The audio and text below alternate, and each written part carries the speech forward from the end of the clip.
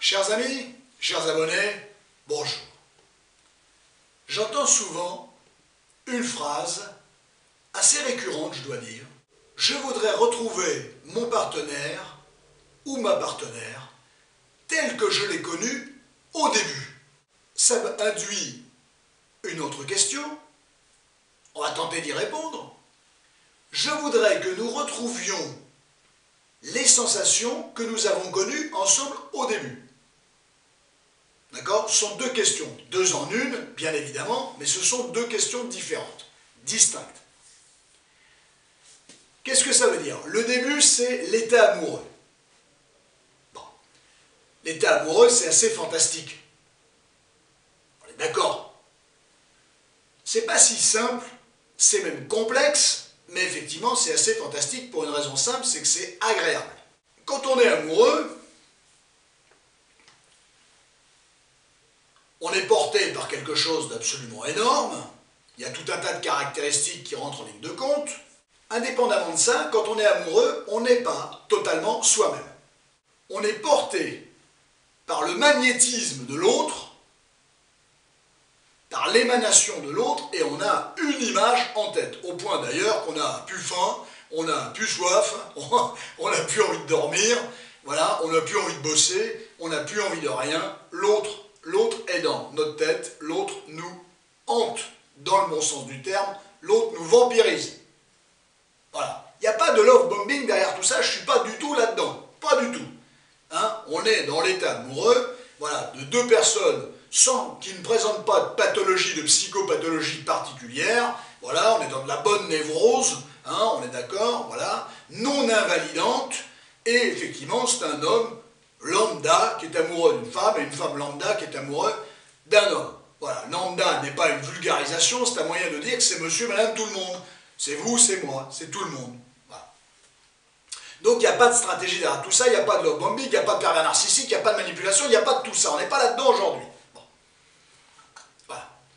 On est dans des sentiments simples et on n'est pas dans de la stratégie. Et vous verrez que même quand on n'est pas dans la stratégie, l'état amoureux requiert une forme de stratégie. Je m'explique. Je n'ai pas pour habitude de ne pas m'expliquer. Je m'explique. Quand vous êtes amoureux, vous êtes porté effectivement par l'émanation, l'incarnation de l'autre. Vous êtes vampirisé par l'autre dans le bon sens du terme, on est bien d'accord. Voilà, il y a une espèce de forme de dépersonnalisation d'une certaine manière, et en tout cas, indépendamment de ça, on n'est pas totalement soi-même. Tout ce que fait l'autre d'ailleurs, c'est beau, c'est noble, c'est génial, et même ses défauts sont géniaux. Un petit like si la vidéo vous a plu, un abonnement si le contenu des vidéos de cette chaîne vous convient. Voilà, c'est l'état amoureux qui veut ça. L'autre, il n'a pas de défaut.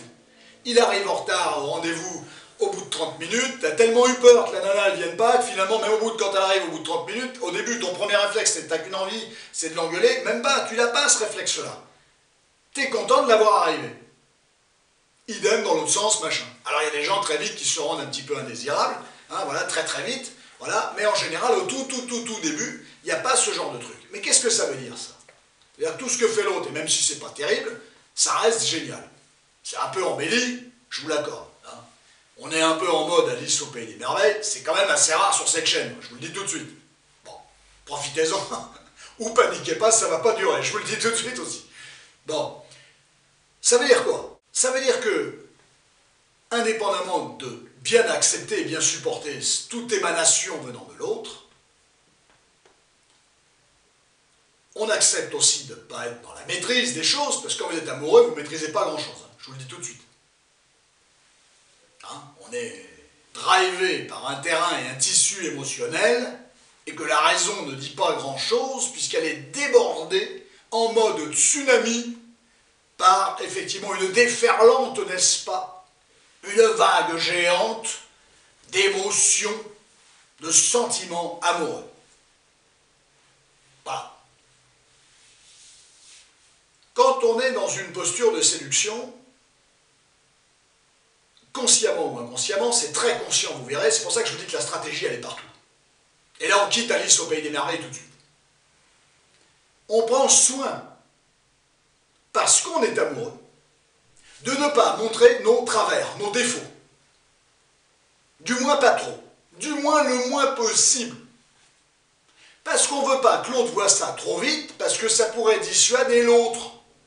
Donc attention, je ne peux pas être totalement moi-même, parce que je pourrais lui montrer des caractéristiques qui pourraient ne pas lui convenir à l'autre, au partenaire. Et si l'autre y voit ces caractéristiques, il pourrait se dire « Oula, non, pas ça. Ce mec, il est bizarre, cette nana, elle est bizarre. Je vais mettre le pied sur le frein, je vais peut-être pas l'investir. Je me suis peut-être trompé de mec, j'ai peur de me tromper, j'ai peur d'avoir mal, et ainsi de suite. » Donc ça pourrait être ce qu'on appelle dissuasif. Donc il y a toujours une forme de stratégie. On n'est pas totalement soi-même. On accepte des trucs, voilà, on ne dit rien, comme j'ai dit tout à l'heure. Nos petits défauts, on en a tous. Hein.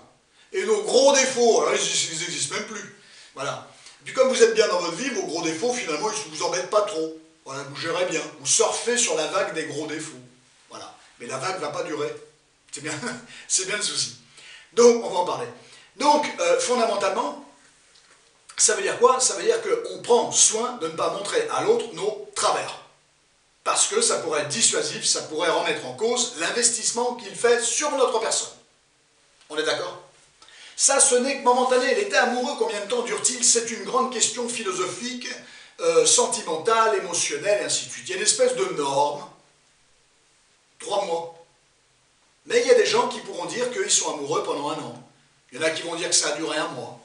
Ça va dépendre. C'est casuistique, c'est au cas par cas. Globalement, l'état amoureux, j'ai tendance à considérer qu'il va durer 3 ou 4 mois.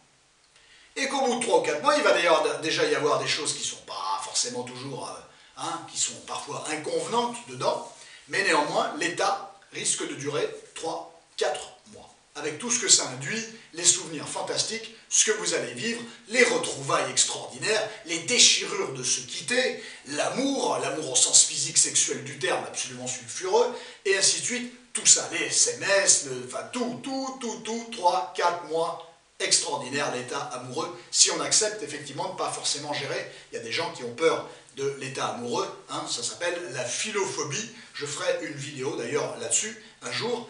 C'est une problématique tout à fait intéressante, on s'y penchera, on regardera tout ça de plus près. Donc le plan, tout est beau, tout est top, tout est rose, c'est l'état amoureux, ça dure 3 ou 4 mois. Qu'est-ce que ça veut dire? Que toutes les caractéristiques qu'on met en jeu à ce moment-là, elles vont être valables pendant 3 ou 4 mois. On est, si vous voulez, en sur-régime. Ce qu'on montre à l'autre, d'une certaine manière, c'est le top. On met en avant nos qualités, on met de côté nos défauts. On accepte des choses qu'on n'accepterait pas d'autres personnes, ou qu'on n'acceptera pas par la suite. Donc on est en sur-régime, on montre le top. Le top. Donc l'autre en face, il voit notre top. Et il croit que le top, c'est nous. En fait, non, c'est le meilleur de nous-mêmes, mais ce n'est pas totalement notre personne. C'est le meilleur, mais à côté, il y a tous les défauts. Mais l'autre, les défauts, il ne les voit pas, puisqu'ils sont cachés. Donc, ce que l'on vit, ce que l'on partage pendant 3 ou 4 mois, l'état amoureux, c'est quelque chose qui n'a lieu que pendant 3 ou 4 mois. Parce que ce sur-régime, on ne peut pas le tenir ad vitam aeternam. L'état amoureux, avec l'état neurologique, neurobiologique, dont j'ai déjà parlé dans la vidéo sur l'alchimie, ne dure pas. C'est autre chose, ce sont d'autres mécanismes neurologiques notamment, et psychologiques et physiologiques qui se mettent en route au bout de 3 ou 4 mois. En gros, c'est une moyenne. Les moyennes sont faites pour être contestées, je vous l'accorde. Néanmoins, c'est une moyenne. C'est une norme. Toute norme est faite pour être contestée, toute norme est contestable. Soyons d'accord là-dessus. Donc, vouloir retrouver. Je réponds maintenant aux 2 questions.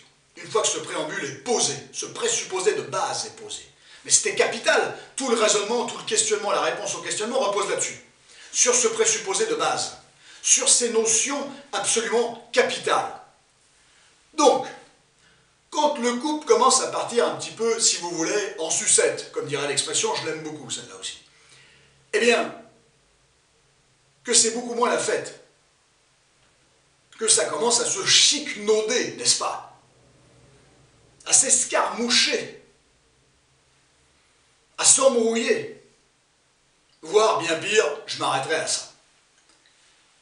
Et quand il commence d'ailleurs à y avoir justement un petit peu trop de bagarre symbolique, pas de bagarre physique heureusement, il y a souvent un des deux partenaires, ou alors après qu'il y ait une rupture, malheureusement, et pendant la période de la reconquête notamment, je voudrais retrouver, peu importe le moment, hein, avant la rupture, dans une relation très compliquée, après une rupture, après 10 ruptures, il y a souvent un discours récurrent qui revient, je voudrais retrouver mon partenaire tel que je l'ai connu. La réponse est simple, pratique, pragmatique, glaciale si vous voulez, la réponse est non.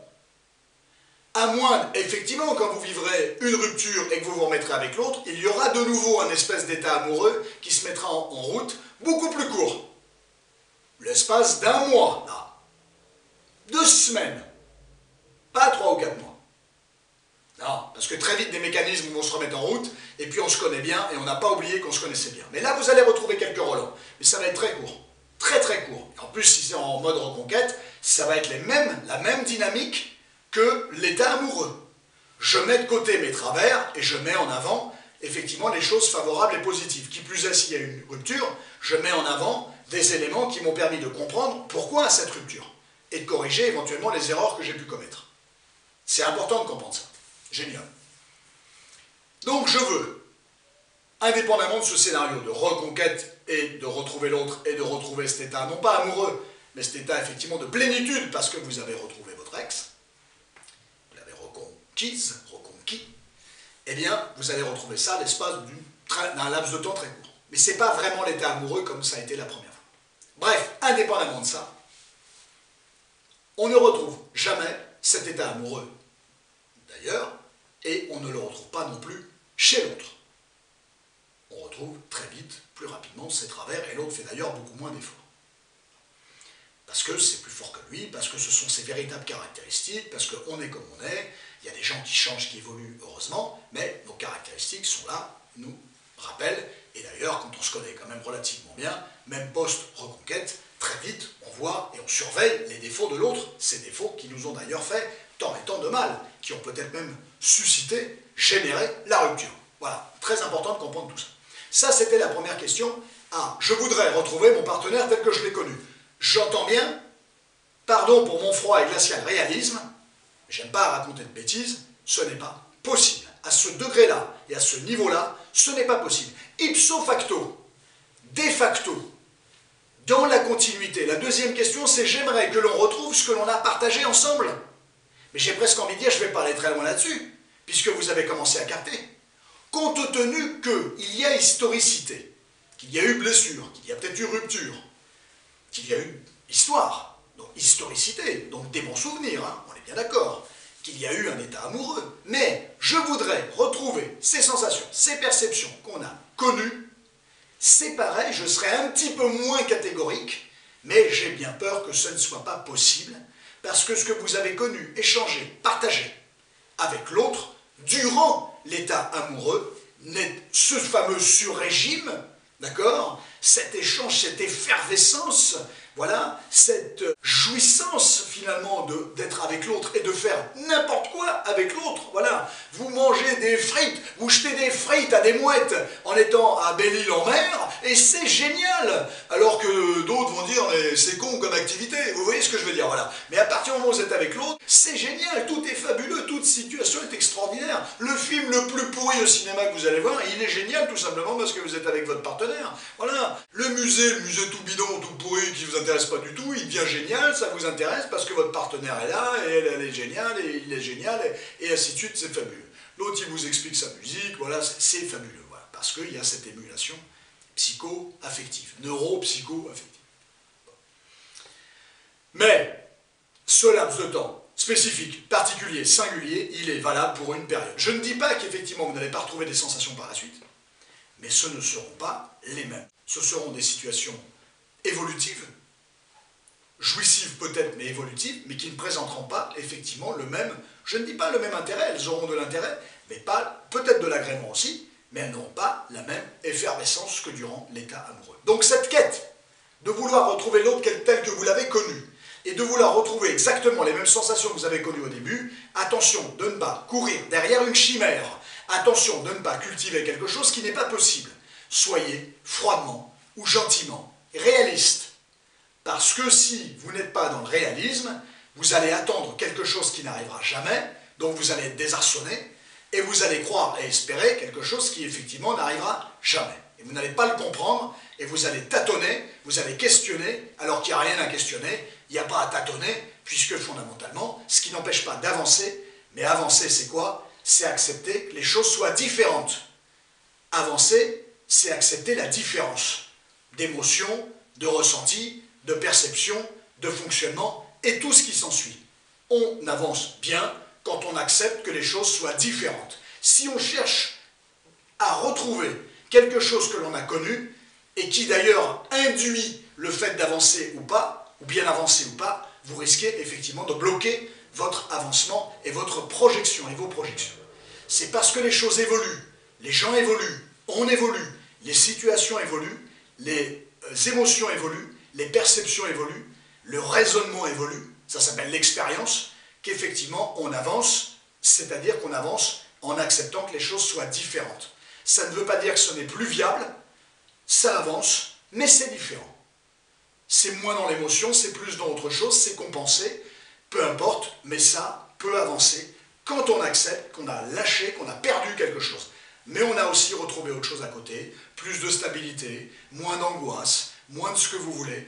On a compensé autrement parce qu'on a accepté une forme de lâcher prise, de perdre quelque chose qu'on avait connu, qui était génial, mais d'accepter effectivement que ce n'était pas ad vitam aeternam, que ça n'était valable que 3 mois ou 4 mois, ce qui renvoie, n'est-ce pas, à l'état amoureux. Voilà d'ailleurs pourquoi des gens sont amoureux de l'état amoureux, hein, je ferai aussi une vidéo peut-être là-dessus. Leur seul but, c'est de vivre des relations que 3 ou 4 mois, uniquement l'état amoureux. Dès que ça se complique, dès que l'état amoureux disparaît, eux-mêmes disparaissent, mettent fin à la relation et repartent sur le marché des rencontres bien évidemment, pour essayer de recréer, de retrouver quelqu'un d'autre, pour revivre, sempiternellement parlant, légendairement parlant, uniquement cet état amoureux. C'est très intéressant aussi de se pencher sur ce cas, où on aura l'occasion d'y revenir ultérieurement. Donc, on ne retrouve pas ce que l'on a connu, ou du moins, pas de la même manière. Ou alors encore avec une autre personne, mais ça c'est fondamentalement différent. Parce que ce que les gens cherchent, ils le cherchent chez la même personne. Voilà, l'état amoureux, ce truc extraordinaire, cette période extraordinaire, cet échange extraordinaire, cette émulation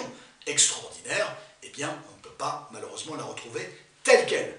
On peut retrouver des traces, bien évidemment, une racine, voilà, un petit quelque chose de commun, mais ça sera forcément, pour ne pas dire fondamentalement, différent. C'est pas parce que l'état amoureux disparaît que la relation se termine. Non, on basculerait même presque de l'état amoureux à une relation d'amour. Et je ferai peut-être aussi une vidéo un jour là-dessus, la différence, la différenciation ou la continuité entre l'état amoureux et cette bascule, cette émergence, cette manière d'advenir de la relation d'amour.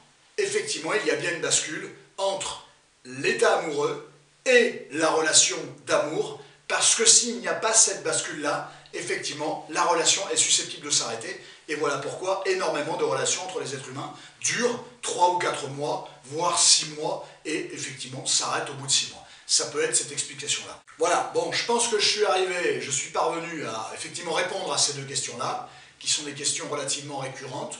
Voilà, elles sont intéressantes, mais effectivement, il faut savoir y apporter un certain nombre de réponses pratiques et pragmatiques, et il ne faut pas cultiver l'illusion. C'est toujours dangereux, problématique de cultiver l'illusion, parce que la réalité ne correspond pas à ce qu'on avait envisagé, et ça peut être excessivement problématique. Voilà, j'ai pris un plaisir incommensurable à vous parler de tout cela. Voilà, prenez soin de vous, voilà, avancez bien dans vos existences respectives, voilà, bonne progression à tous, et passez du bon temps, bien évidemment, je reste près de vous, prenez un immense soin de vous, et à très bientôt pour un autre thème.